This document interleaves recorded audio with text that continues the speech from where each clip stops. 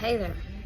So we're doing this on the road today, and it's kind of nasty outside still, so sun's trying to come through, but whatever. Bird cage behind me, and got some acorns hanging around the restaurant. Interesting. So the question of the day is, why do people stay in toxic relationships, toxic environments, work, family, home, that kind of stuff. And of course, there's multiple reasons, kids, they're too young, being too comfortable, because the family member is sick, or making you feel guilty, like, oh, I can't take care of myself if you leave. Well, unless they're bedbound, they took care of themselves before you were there, they'll take care of themselves after you're there too. We all make our own choices. You choose to stay in those environments. I chose to stay in an environment that was toxic and not good because of kids and because of comfortableness. So we all make those choices, and sticking in those situations. When we choose that, we're not choosing ourselves, and that's dis-ease in the body. And eventually it gets worse and worse and worse, and you get sicker and sicker and sicker, and you get shittier and shittier and shittier. You make more people miserable around you, and so until you start choosing you and start working on you, and by the way, you can walk out. Anybody can. Are you an adult? Yes, well, then you can walk out. Take your kids with you. Is it difficult?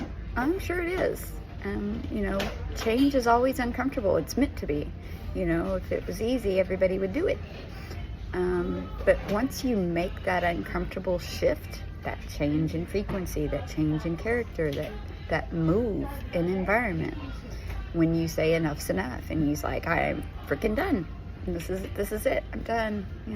I've had it. I'm choosing me. I'm sorry, not sorry. And walk away. Choose you.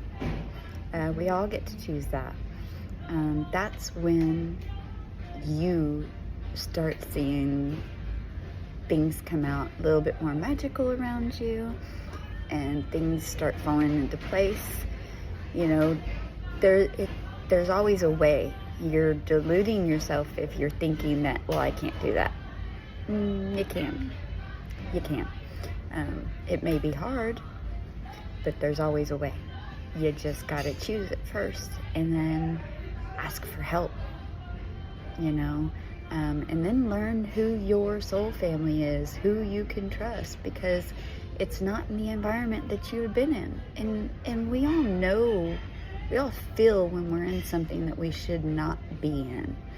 You feel it inside. It makes you miserable, but you choose to stay there. You choose that. Nobody else. And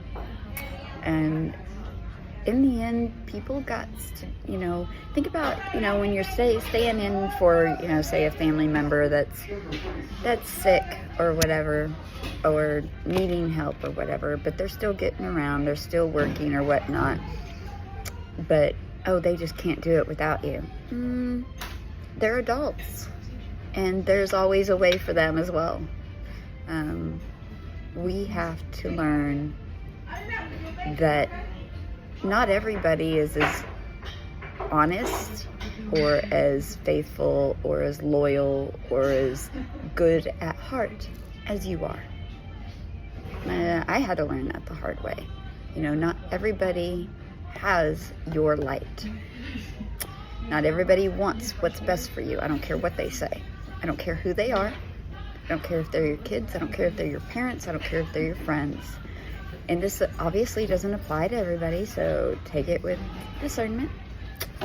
But the only person that has your best interest is you. Until you find the people that were meant for you. And that doesn't always mean blood. That's just the sad truth of it. So choose you. Choose to be happy. Choose a different character, because you're full of many characters.